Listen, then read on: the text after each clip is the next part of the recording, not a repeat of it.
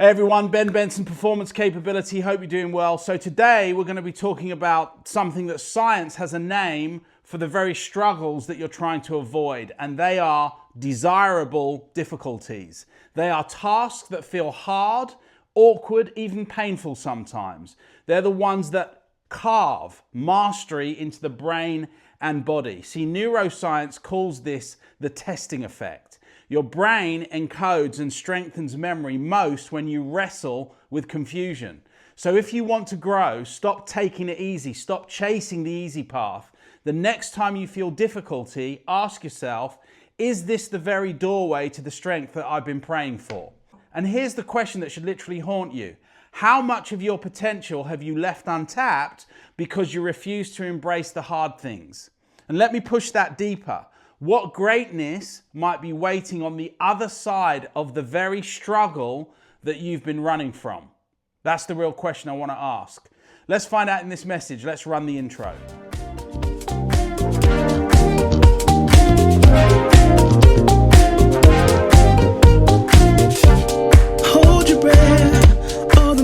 So, there's a paradox at the heart of human achievement that most people never discover. We're told that success leads to comfort, that the goal is to build a life of ease and security. But what if I told you that this very pursuit, this very hunger for comfort, is actually the silent assassin of human potential, real human potential? Consider this: every single breakthrough in human history, literally every leap forward in science, art, business, and personal achievement has come from individuals who deliberately choose, discomfort over ease. Not occasionally, but as a fundamental life philosophy. So today, I want to share with you 5 transformative insights about why discomfort isn't just beneficial, it's absolutely essential for anyone who wants to live an extraordinary life. And I'm going to share with you stories that you've likely never heard of that will change how you think about challenge, growth, and what it truly means to succeed.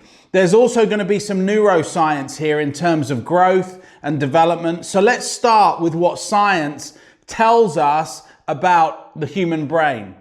Neuroplasticity discovered something revolutionary. Our brains only rewire and strengthen when they're pushed beyond their current capacity. See, this process called adaptive plasticity literally cannot occur in states of comfort and familiarity. Here's what happens neurologically. When you embrace discomfort, stress proteins called shock proteins are released, which actually protect and strengthen neural connections. Your brain begins forming new pathways, increasing cognitive flexibility and resilience. But here's the crucial part. This only happens at the edge of your comfort and abilities, not within your comfort zone. So there's a guy by the name of Robert Bjork and who did some research on something called desirable difficulties. And they show that learning which feels easy is often superficial and temporary. The learning that sticks, that transforms, often feels awkward, challenging, even frustrating. Your brain is designed to grow under pressure, not under comfort. This isn't just theory, it's absolutely scientific and it's absolutely measurable. Brain imaging studies show that when people engage in challenging tasks, areas associated with creativity and problem solving and memory formulation light up. See, the implication of this is absolutely huge. By choosing comfort, you're literally choosing to keep your brain in a state of reduced capacity. Think about that for a minute.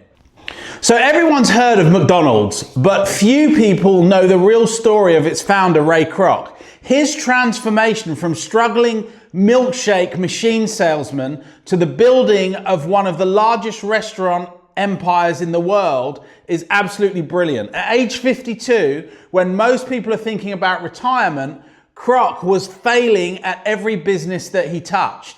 He was divorced, nearly bankrupt, and selling paper cups and milkshake machines to barely make ends meet. The comfortable thing would have been to settle into a safe, small life. But instead, Kroc made a decision that changed literally everything. He chose systematic discomfort. Every single day for years, he would visit McDonald's restaurants, not his own, but competitors and franchisees, and stand there for hours, timing everything. How long did it take to solve a customer? How were employees moving? What inefficiencies existed? This wasn't glamorous work, it was tedious. Often humiliating. Store managers would ask him to leave, but Kroc understood something profound. Excellence emerges from the willingness to do the uncomfortable things and do them consistently. He didn't stop there. At 60, when he could have retired a wealthy man, Kroc enrolled himself in what he called Hamburger University, studying food science, logistics, real estate development, and psychology. He made himself uncomfortable every single day by learning things that felt foreign and challenging to him. The result? He built a system so efficient and replicatable that McDonald's now serves 69 million customers daily in 100 countries across the planet. So here's takeaway number one. Age and circumstance are never excuses to choose comfort over growth. Your capacity to transform is unlimited if you're willing to systematically embrace what often feels difficult. So here's the second story I want to share with you. Joshua Bell is considered one of the finest violinists alive. Most people assume his path was one of natural talent, nurtured in comfort. The reality is far from the truth, and it's even more instructive. At age 14, Joshua was already exceptional, but he made a choice that his teachers thought was insane. He decided to start over with a completely different technique in playing the violin. For 2 years, this prodigy sounded terrible. His playing regressed to below beginner level. Competitions he would have won, he lost. Scholarships that were guaranteed were lost. But Bell understood something profound about mastery. True excellence requires the willingness to temporarily become bad at something until you're ultimately good at it. He spent those 2 years in what he called productive confusion, dismantling his existing skills to rebuild them at a much higher level. See, here's the remarkable part. During those 2 difficult years, Bell practiced more hours than ever before. Not because he had to, but because the discomfort of being temporarily bad motivated him to push harder than comfort ever could. The result? He emerged with a technique so superior that he won every major competition for the next decade and now performs with orchestras worldwide, often commanding fees of over $100,000 per performance. See, most people, when they reach competence, stop growing. Bell shows us that voluntary regression, choosing to be temporarily uncomfortable with the current level, is often the path to extraordinary achievement. See, here's takeaway number 2.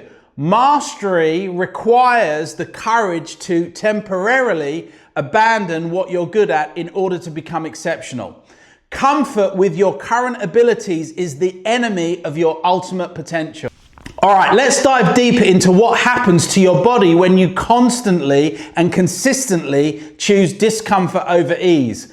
Dr. Martin Seligman's research on stress inoculation reveals something remarkable. Controlled exposure to discomfort literally rewires your stress response system.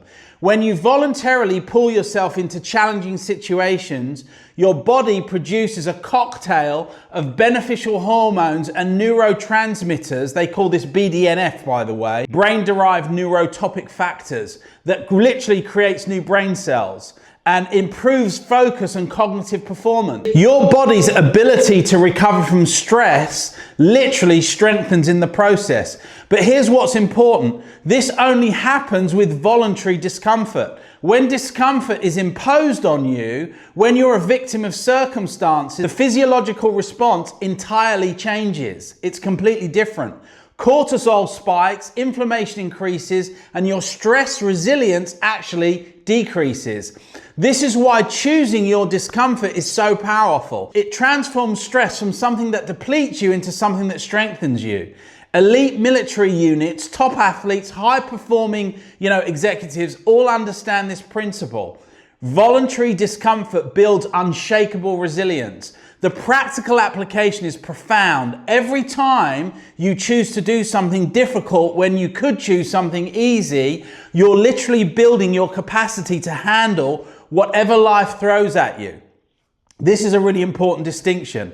All right, story number 3. Katherine Johnson, the mathematician whose calculations helped put humans on the moon, faced a level of systemic discomfort that most people would find unbearable. But to her response, that discomfort created one of the most remarkable careers in scientific history.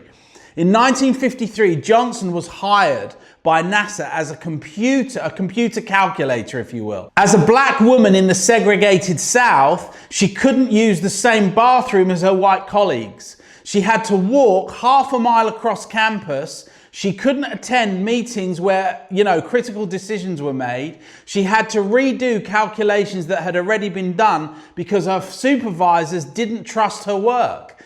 The comfortable response would have been to accept limitations, to stay quiet. But Johnson chose the opposite path. Every single day she chose intellectual discomfort over social comfort. She wasn't allowed in meetings. She would recreate the entire discussion by interviewing every attendee afterwards, often staying late into the night. When her work was questioned, she would do the calculations 3 different ways to prove its accuracy. When new mathematical concepts were introduced, she would study them obsessively until she understood them better than the people who originally taught them. But here's the most remarkable part. Johnson didn't just master the mathematics she was assigned. She began developing new approaches to complex problems that senior engineers couldn't solve. Her comfort with intellectual discomfort allowed her to see solutions that others literally missed.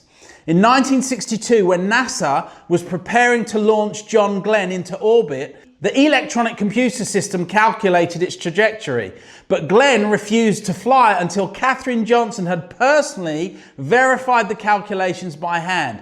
"If she says the numbers are good," said Glenn, "then I'll go." See, Johnson's willingness to embrace daily comfort, intellectual, social, and professional, didn't just advance her career. It literally helped humanity reach the stars. So here's takeaway number 3. When external circumstances create discomfort, you have a choice, literally. Let it diminish you or use it as fuel for extraordinary achievement. The same pressure that crushes some people forges others literally into diamonds. So this is what I'm talking about really, is the psychology of voluntary change. Here's the crucial distinction that most people miss. There's a world of difference between involuntary suffering and voluntary challenge, literally. Involuntary suffering, those are circumstances beyond your control, can indeed be debilitating, but voluntary challenge, discomfort you choose, is literally transformative. In fact, there's a man by the name of Mille Csikszentmihalyi who wrote a book called Flow. And he shows that in flow states, the optimal human performance occurs when we're operating just beyond our current skill level. Too easy, we become bored. Too difficult, we become overwhelmed and paralyzed. But in that sweet spot of voluntary challenge, we experience what the cells call the optimal experience. The state where we're fully alive, fully engaged, and fully growing. This is why successful people often create problems or challenges for themselves. Not because they're masochists, but because they understand that voluntary challenge is the engine of real growth. They know that the moment that they become too comfortable, they start dying a little bit every day. The key insight is this: you can choose your discomfort, or life will choose it for you. And the discomfort that you choose is always more manageable than the discomfort that chooses you. All right, here's story number 4, the deliberate struggle of someone called Harlan Sanders. Before he became Colonel Sanders, Harlan Sanders failed at more businesses than most people would attempt. And by 65, he was broke. He was living on Social Security checks, $105 a month. The comfortable choice would have been to accept his quiet retirement. But instead, he made a decision that seemed absolutely crazy to most. He would drive across America, sleeping in his car, trying to convince restaurant owners to use his chicken recipe. For 2 years, he was rejected 1,009 times. Restaurant after restaurant after restaurant told him no, no, no, no. But here's what made Sanders extraordinary. He treated each rejection as data, not defeat. After every no, he would ask detailed questions. What didn't you like? What would make it better? How would we improve this? He transformed the discomfort of rejection into a masterclass, literally, of improvement. On attempt 1010, a restaurant owner finally said yes. And within a decade, there were 6,000 KFC restaurants worldwide. See, most people avoid rejection because it's uncomfortable. Sanders sought it out because he understood that rejection is often the fastest path to improvement. The discomfort of saying no was the price he willingly paid for eventually hearing yes, literally at scale. So takeaway number 4, rejection and failure aren't obstacles to success. They are literally the curriculum. The fastest way to improve anything is to deliberately seek out discomfort from feedback and use it as fuel for iteration. See, here's the thing. Here's something most motivational content gets wrong. Transformation doesn't require dramatic gestures. It requires the accumulation of small daily choices to embrace discomfort and ease over time.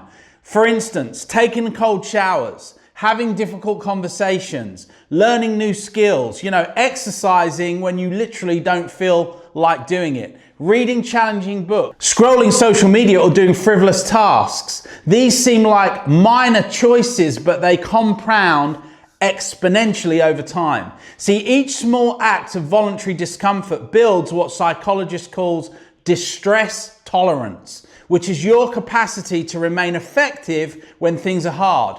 This tolerance becomes your competitive advantage in every area of your life.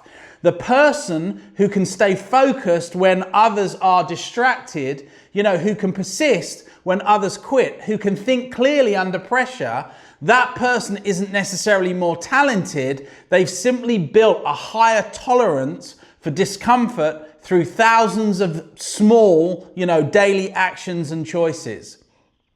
So here's story number 5, the invisible discipline of Vera Wang. She entered the fashion industry age 40 with no formal design training, no industry connections, no business experience.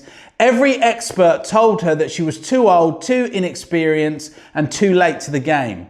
But Wang's response reveals the true nature of extraordinary people and achievement. She embraced systematic learning. She was uncomfortable, and for the first 5 years, she worked 16-hour days, not because she had to, because she chose to. She would spend mornings learning construction techniques from seamstresses, afternoons studying fabric chemistry, and evenings analyzing the fashion industry.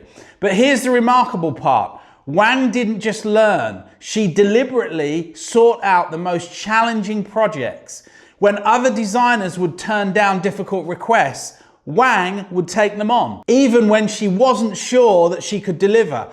She used client deadlines as forcing functions for rapid skills development. Wedding dresses, in particular, were considered the most challenging area of fashion design. Unforgiving fit requirements, emotional clients, no room for error. While other designers avoided bridal wear, Wang dove in head first, and the result, within a decade, Vera Wang became the most sought after bridal designer in the world. With a business worth hundreds of millions of dollars, her success came not from avoiding discomfort, but from systematically choosing the most challenging and difficult path available. See, here's takeaway number 5. Age experience, and timing are only limitations if you let them be. The person willing to learn faster and work harder can overcome any supposed disadvantage through strategic discomfort. So, now that you understand why discomfort is essential, here's how to implement this philosophy systematically. Number one, the daily discomfort practice. Every single day, identify one thing you could do that would be beneficial but uncomfortable, and do it. One difficult conversation, one challenging workout, one learning opportunity that feels foreign or alien. Monthly, identify one skill or area of knowledge that feels intimidating or overwhelming. Spend 30 days deliberately learning it, embracing the confusion and difficulty as signs you're growing. Literally, actively seek out situations where you might be told no, not because you want the rejection, but because you want to build immunity to the fear of rejection. And weekly, examine your routines and habits. Where are you choosing ease over growth? What would happen if you, made each of those areas slightly more challenging? So I want to leave you with a question that could literally change everything. What would your life look like if you spent the next year running towards discomfort or away from it? What if every time you felt resistance, instead of backing away, you leaned in? What if you treated difficulty not as a signal to quit, but literally as your signal that you're on the right path? The 5 stories I've shared with you today, a Ray Kroc systematic observation, Joshua Bell's voluntary regression, Katherine Johnson's intellectual fearlessness, Harlan Sanders' embrace of rejection, and Vera Wang's late career transformation, all have one thing in common. These individuals understood that discomfort is not the enemy of a good life. Discomfort is the engine of a great life. Your comfort zone is not a place of safety. It's a place of slow decline. Every day you choose ease over growth, you're choosing a smaller version of yourself in the future. Every day you choose challenge over comfort, you're choosing to become the truly capable person that you ultimately can be. So the question isn't whether you'll face discomfort in your life. You will. We all will. The question is whether you'll choose your discomfort or let it choose you. The difference between these two approaches is the difference between literally mediocrity and mastery, between surviving and thriving, between a life of regret and a life of extraordinary achievement. So starting today, make discomfort your ally, and anyone whose life you'll touch will thank you for it. So remember, number one, age and circumstance are never excuses to choose comfort over growth. Your capacity to transform is unlimited if you're willing to systematically embrace what ultimately feels difficult. Mastery requires the courage to temporarily abandon what you're good at in order to become exceptional at something. Comfort with your current abilities is the enemy of your ultimate potential.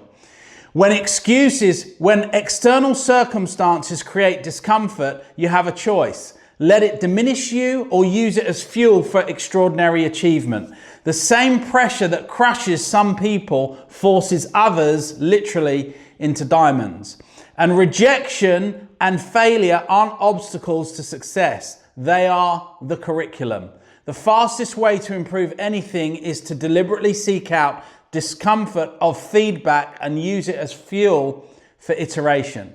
And finally, age and experience and timing are only limitations if you let them be.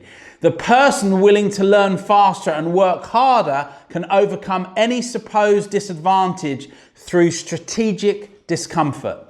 That's really the message that I want you to get today. So I hope you've got some value out of this. And I hope that you'll take what you've learned today and use it in your life. Until next time, this is Benson for Performance Capability. In the meantime, make sure you follow the 7 stars. I'll see you in the next message.